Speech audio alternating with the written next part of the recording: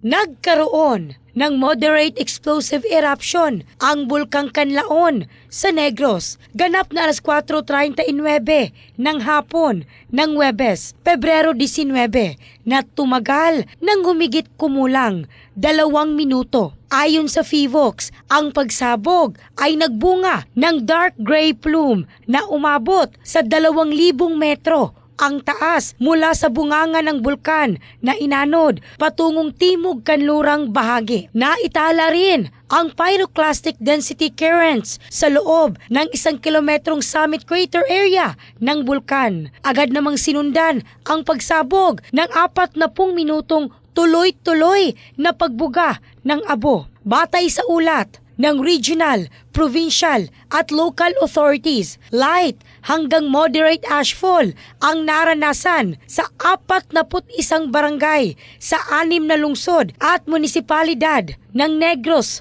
Occidental. Naiulat din ang pagkalat ng sulfurous fumes sa ilang barangay ng La Carlota City, Bago City at Moises Padilla. Nagkaroon din ng shockwave ang pagsabog na nagdulot ng malakas na pag-ugong at naramdaman pa hanggang sa mahigit 30 kilometro mula sa crater. Samantala, 109 individuals o 31 families sa La Carlota City ang pansamantalang inilikas at kasalukuyang sumisilong sa La Carlota South Elementary School 1. Nananatili sa Alert Level 2 ang Bulkang Kanlaon. Dahil dito, muling pinaalalahanan ang mga residente sa Negros Oriental at Negros Occidental na manatiling alerto at sumunod sa mga abiso ng mga otoridad kaugnay ng posibleng panganib dulot ng patuloy na aktibidad ng bulkan. In the heart of changing lives, ako